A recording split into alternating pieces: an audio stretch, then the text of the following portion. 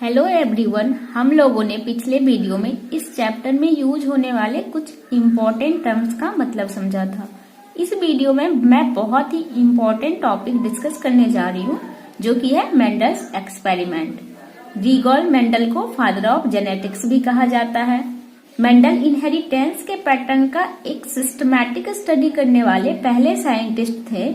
इन्होंने सबसे पहले स्टडी किया था कि किस पैटर्न में हेरिडिटरी कैरेक्टर्स पेरेंट से ऑफस्प्रिंग में ट्रांसफर होता है, और उन्होंने अपना ये स्टडी पी प्लांट के ऊपर किया था।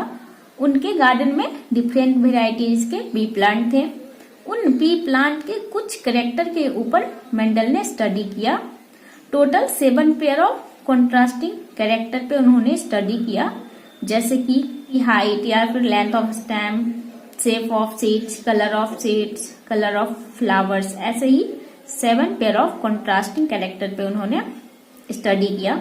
जो अभी मैंने बताया है यही सब यहाँ लिखा है, एक बार इसको भी रीड आउट में कर लेती हूँ। Mendel was the first scientist to make a systematic study of patterns of inheritance which involve the transfer of characteristics from parents to progeny. और इनको क्या बोला जाता है? Father of genetics, Gregor Mendel. He did this by using different variety of pea plants, और pea plants का scientific name है Pisum sativum, which he grew in his garden.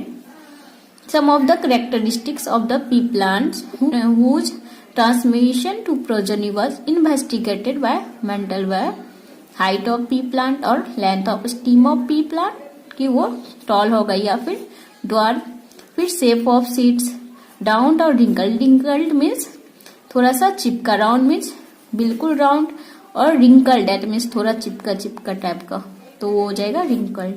Colour of seeds yellow होगा या फिर green.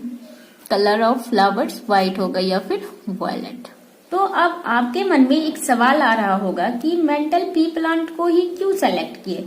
तो अब हम आगे यही देखने वाले हैं कि मेंडल ने पी प्लांट ही क्यों सेलेक्ट किया। पी प्लांट को सिलेक्ट करने का कई कारण था। पहला कारण ये है कि जो अभी जस्ट हम लोग ने देखा कि पी प्लांट में काफी सारे क्लियर कट डिफरेंस थे, हाइट में, शेप ऑफ सीड में, कलर ऑफ सीड में, कलर ऑफ फ्लावर में। सेकेंड पॉइंट ये है कि पी प्लांट सेल्फ पॉलिनेटिंग होते हैं, तो इनका अगला जनरेशन इजिली प्रोड्यूस हो जाता है। और थर्ड पॉइंट ये है कि ये बहुत कम टाइम में पी प्लांट के कई जनरेशन को ऑब्जर्व किया जा सकता है, जबकि कोई दूसरा प्लांट या एनिमल लेते स्टडी के लिए तो लंबा वक्त लगता। तो इन्हीं 3 बातों को ध्यान में रखकर मेंडल ने पी प्लांट को स्टडी के लिए चूज किया। क्यों? तो यहाँ पे यही है कि why did Mendel choose pea plants for conducting his experiments. तो यहाँ पे मैंने 3 पॉइंट लिखा है। और pea plants had number of clear cut difference which were easy to study, फिर दे वर सेल्फ पॉलिनेटिंग, और बाइसेक्सुअल भी लिख सकते हैं।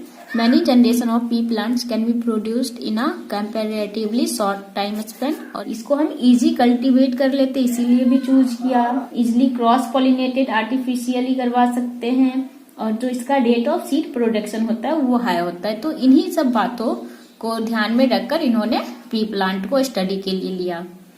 अब हम समझेंगे कि हाइब्रिड क्या है। A new form of plant resulting from a cross of different variety of plant is known as hybrid. जब हम 2 डिफरेंट वेराइटी ऑफ प्लांट को क्रॉस करवाएंगे तो उससे जो ऑफस्प्रिंग होगा उसको हम हाइब्रिड कहेंगे। जैसे कि हम प्योर टॉल और प्योर डॉर्फ को क्रॉस कराए, उसके बाद जो ऑफस्प्रिंग होगा उसको हम क्या बोलेंगे? हाइब्रिड। अब हम समझेंगे कि मोनो हाइब्रिड क्रॉस क्या है और डाई हाइब्रिड क्रॉस क्या है। When we breed 2 pea plants having one contrasting characteristics each to obtain new plants, then it is called monohybrid cross। अब नाम से ही पता चल रहा है मोनो, डेट मीन्स कि सिंगल कैरेक्टर को लेकर जो स्टडी करेंगे हम उसको मोनोहाइब्रिड क्रॉस कहेंगे। और डाई डेट मीन्स दो कैरेक्टर को एक साथ लेकर जिसमें हम स्टडी करते हैं उसको डाईहाइब्रिड क्रॉस कहते हैं। एक बार इसको रीड आउट कर लेते हैं। When we breed 2 pea plants having one contrasting characteristics each to obtain new plants, then it is called a monohybrid cross। जैसे कि हम हाइट ऑफ स्टेम ले सकते हैं। अब है second dihybrid cross. Di means 2, तो 2 कैरेक्टर को एक साथ लेकर जिसमें हम स्टडी करते हैं उसको हम डाईहाइब्रिड क्रॉस कहते हैं।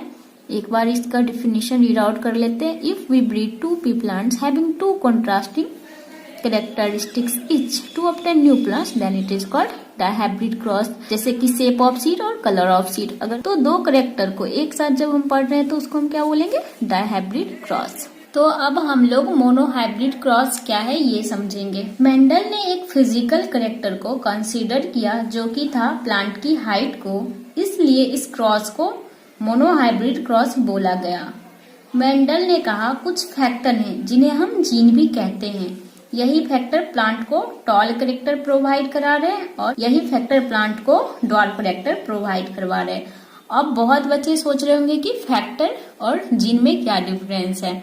तो जब मेंडल ये स्टडी कर रहे थे उस टाइम जीन नहीं पता था कि क्या होता है, तो उन्होंने जीन के बदले एक टर्म यूज किया, वो है फैक्टर। तो बाद में हम फैक्टर को ही जीन कहने लगे, इसीलिए फैक्टर जो है वो जीन है, कंफ्यूज होने की बात नहीं है इसमें।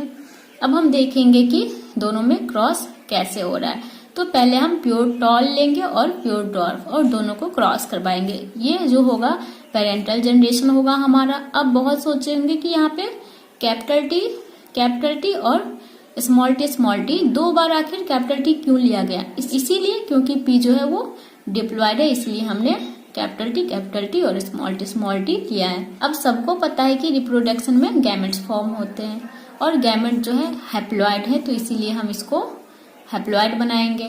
तो यहाँ पे दो गैमेट्स हो गए कैपिटल टी और यहाँ पे भी दो गैमेट्स हो गए स्मॉल टी।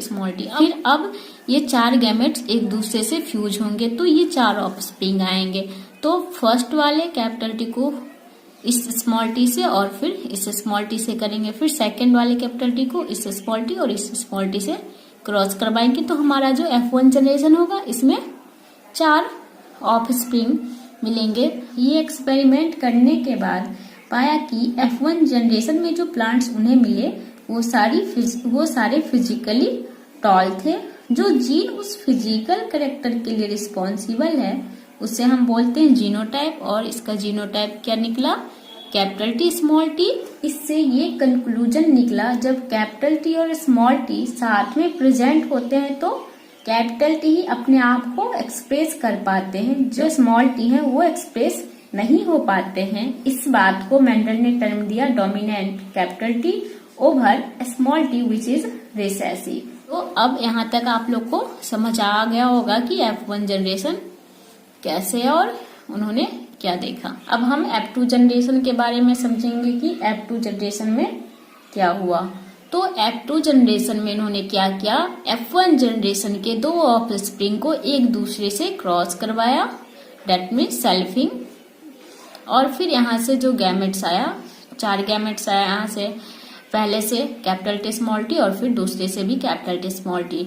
तो इसको हम इजी करने के लिए एक स्क्वायर बना लिया, यूनिट स्क्वायर मेथड इसको कहते हैं। और फिर हमने एक ऑफस्प्रिंग को इधर लिख दिया और एक वाले क्रॉस करने वाले ऑफस्प्रिंग को इस साइड लिख दिया और दोनों को हमने क्रॉस करवाया।